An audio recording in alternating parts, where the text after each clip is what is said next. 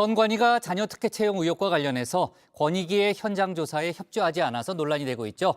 선관위는 협조를 안 하는 게 아니고 감사원과 업무 조정을 하라는 얘기라고 반박했지만 정치권에선 논란이 커지고 있습니다.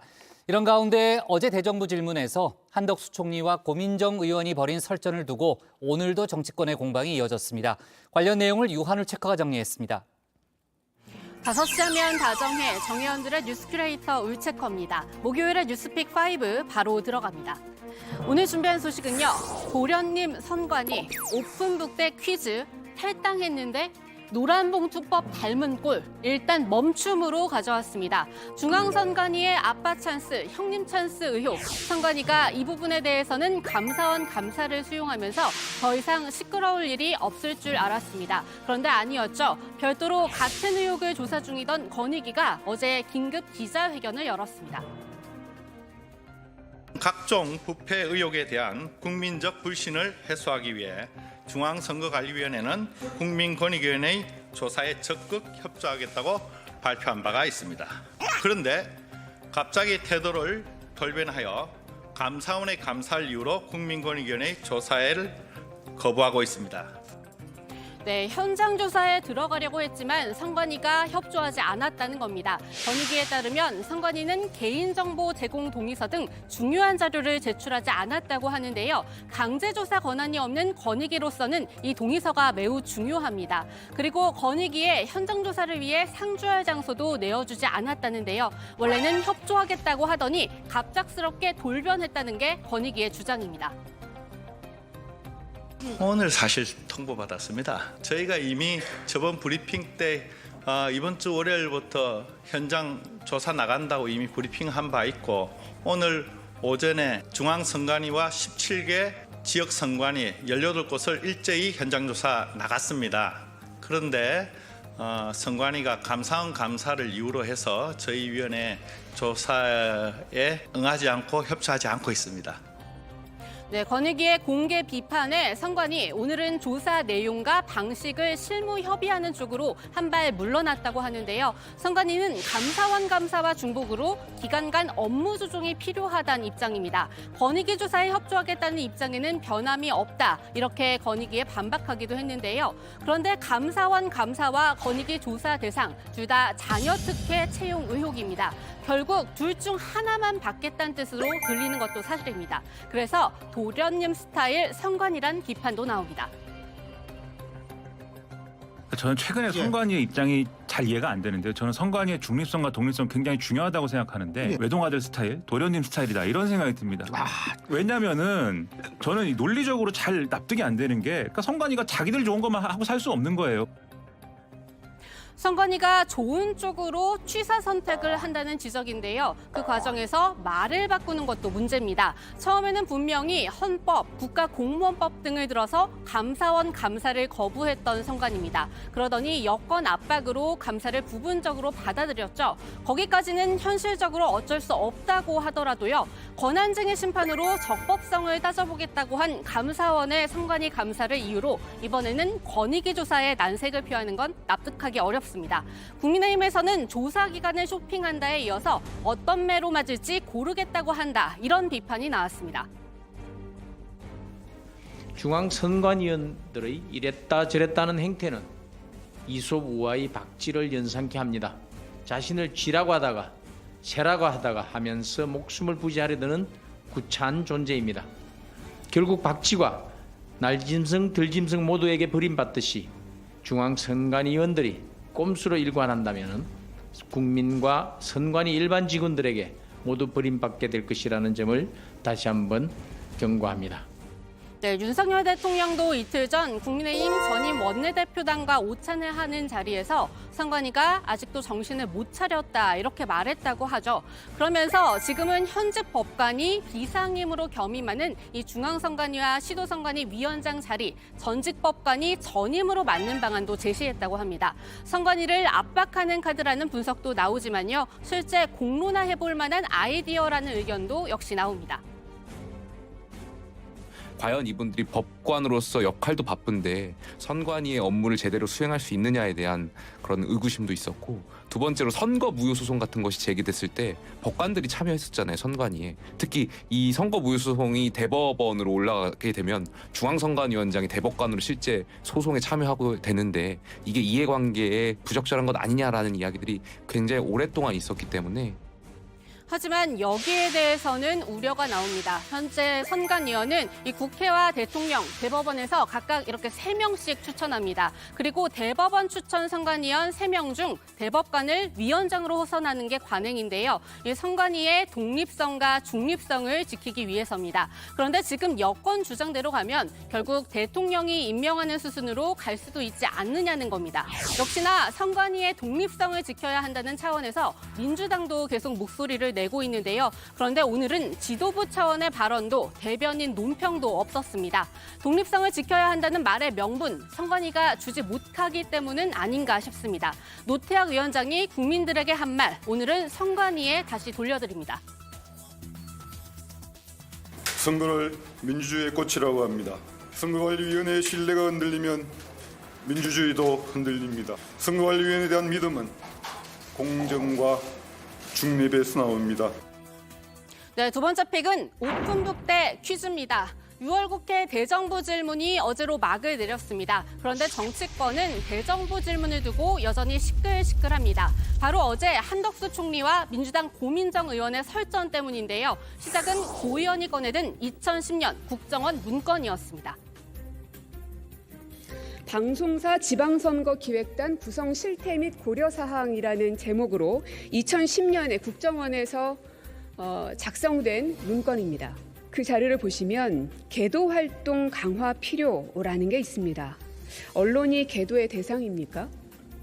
네, 고 의원은 이 문건을 본회의장 전광판에 띄운 채 문건 내용에 대해 질문을 이어갔습니다. 한 총리, 여기에 잠시 답을 이어가는 듯 했는데요. 그런데 갑자기 해당 문건의 진위 여부를 문제 삼으면서 회의장에는 고성이 오갔습니다. 원전보도 유도라는 것에 대해서 총리의 분명하게, 생각이 어떤지를 물었습니다. 아니, 제가 그 자료의 진정성이라 할까? 또는 그 일종의 진실한 그러한 문서로서의 서류인지에 대해서 저한테는 아무런 정보가 없습니다. 제가 지금 말씀드리지 않았습니까? 국정원에서 작성된 문건이라고요. 의원님께서 말씀하셨다고 제가 꼭 믿어야 할 그러한 책임은 없는 거 아닙니까?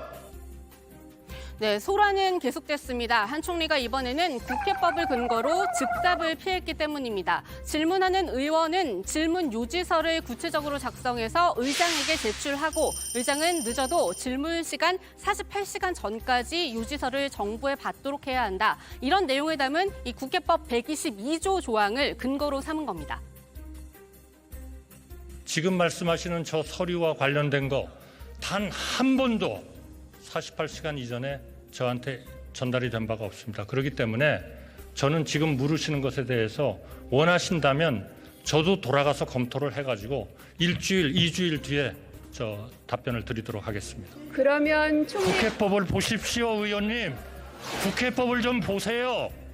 국회법을 좀 보시라고요. 네, 학 총리 이후에는 문건에 대한 답변을 일절 거부했습니다. 총리님께 유감이라는 고민정 의원의 말에 저도 의원님에게 유감이다 이렇게 맞받았는데요. 민주당에서는 국회를 무시한 한 총리의 사과뿐만이 아니라 한 총리를 경질해야 한다 이런 목소리가 나옵니다. 국정 운영을 점검하고 문제에 대한 정부의 답변을 확인하는 대정부 질문이 한덕수 총리에게는 고작 오픈북 시험에 불과하다고 생각하는 것입니까? 한 총리에게 국회는 본인의 기분에 맞지 않으면 마음대로 답변을 거부해도 되는 곳입니까? 네, 그리고 이번이 처음이 아니다. 지난번 강선우 의원한테도 그랬다면서 중년 남성에게는 안 그러면서 젊은 여성 의원에게만 이런 식으로 대응한다. 본인이 공격할 수 있는 대상, 아닌 대상을 본능적으로 캐치한 게 아닌가 해서 이 보고 있는 중년 남성으로서 굉장히 불쾌했다는 의견도 나왔습니다. 김한규 원내대변인인데요. 고민정 의원, 이런 식의 접근이 그렇게 유쾌하지는 않아 보입니다. 하지만 역시나 한 총리를 겨눴습니다. 그렇게 말씀하시는 분들도 계시지만 답변할 가치가 있지는 않다고 생각합니다. 그러나 많은 사람들이 왜 그런 지적을 하고 있는지는 한덕수 총리가 귀 기울여 들어야 될 대목이라는 생각은 듭니다. 여당에서는 반대로 고민정 의원의 잘못이라고 지적합니다. 고 의원은 대정부 질문이 장학 퀴즈인 줄 아느냐 이런 비아냥까지 나왔습니다. 한덕수 총리님도 답변을 안 하겠다는 것이 아니라 오늘 처음 보는 문서이니 여기에 대한 진위 여부 등을 파악하고 다음 대정부 질의 등에서 답변을 하겠다고 하지 않았습니까? 저는 그 부분은 절차대로 진행하면 된다. 왜냐하면 사전 준비 없이 아무 자료나 막 들이댔을 때 국무위원을 그냥 겁박만 할 뿐이고 윽박만 지를 뿐이지 충실한 답을 얻어낼 수가 없잖아요. 장학 퀴즈도 아니고 대정부 질의가. 하지만 이런 대정부 질문도 여야 화합의 장으로 만든 사람이 있었습니다. 바로 시각장애인인 국민의힘 김혜지 의원인데요. 이제 국회 마스코트가 다 된 안내견 조이와 함께 단상에 오른 김 의원은 장애인 정책에 대해 국무위원들에게 질의를 이어갔습니다. 답변에 나선 한동훈 장관은 김 의원님 법무부 장관 나와 있습니다. 이렇게 말하면서 배려 있는 모습도 보여줬습니다. 코이라는 물고기가 있습니다. 환경에 따라 성장의 크기가 달라진다는 코이의 법칙으로도 알려져 있는데요. 작은 어항 속에서는 10cm를 넘지 않지만 수족관에서는 30cm까지 그리고 강물에서는 1m가 넘게 자라나는 그런 고기입니다.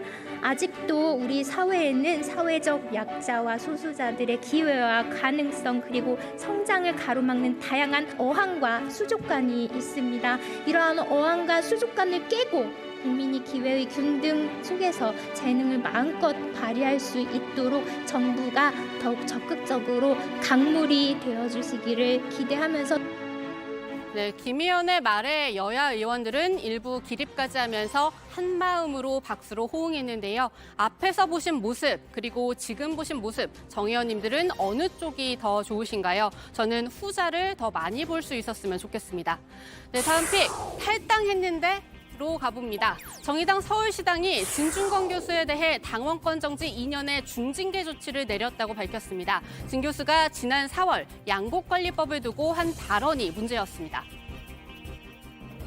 그 70세 된 분들 얼마 있으면 돌아가십니다. 그다음에 유지가 되겠냐고요. 그러니까 젊은 사람들이 올 수 있게끔 그렇게 농업을 전환하는 데도 돈을 써야 된다는 얘기죠. 언제까지 외국인 노동자하고 70세 이분들을 갖다가 먹여 살리는데 돈을 헛써야 됩니까? 네, 지금 들으신 이 발언을 혐오, 차별 발언으로 본 건데요. 그런데 진 교수가 황당하다는 반응을 내놨습니다. 이 본인 발언이 맞다는 건 아니고요. 본인은 이미 탈당한 줄 알았는데 중징계 연락이 왔다는 겁니다. 진 교수의 설명에 따르면 당시 본인의 징계 절차 개시를 두고 의견이 엇갈린 끝에 결국 탈당계를 냈는데요. 당 대표 등이 만류하다가 일주일만 들고 있다가 수리하겠다고 했다는 겁니다. 진 교수, 불쾌하지만 의사소통 오류로 생각하겠다면서 탈당계를 수리해달라고 다시 한번 요구했습니다. 네, 네 번째 픽은 노란봉투법 닮은 꼴입니다. 대법원이 현대자동차 비정규직 조합원의 손을 들어줬습니다. 파업으로 생긴 손해액 20억 원을 조합원에게 물으라고 한 원심을 깨고 사건을 돌려보낸 겁니다. 재판부는 개별 노동자의 책임을 노조와 동일하게 물을 수 없다고 판단했는데요. 현재 국회 본회의에 지켜볼 때 있는 노란봉투법과도 맞다는 판결입니다. 정의당에서는 환영 입장을 내놨습니다. 이번 판결은 대법원이 그간 관행적으로 이뤄진 사용자 측의 묻지마 손해배상 청구에 경종을 울린 것으로 저와 정의당은 크게 환영합니다. 네, 마지막으로는 일단 멈춤으로 가봅니다. 미국 연준이 10회 연속 금리를 인상한 끝에 이번에는 기준금리를 동결했습니다. 1년 3개월 만인데요. 하지만 동시에 긴장을 늦추지 말라고도 경고했습니다. 물가와 경제 전망의 불확실성 때문에 잠시 동결할 것뿐이지 금리 인상은 앞으로 추가로 필요하다는 겁니다. 네, 오늘의 뉴스픽은 여기까지입니다. 들어가서 원픽 뽑겠습니다. 뉴스픽 5였습니다.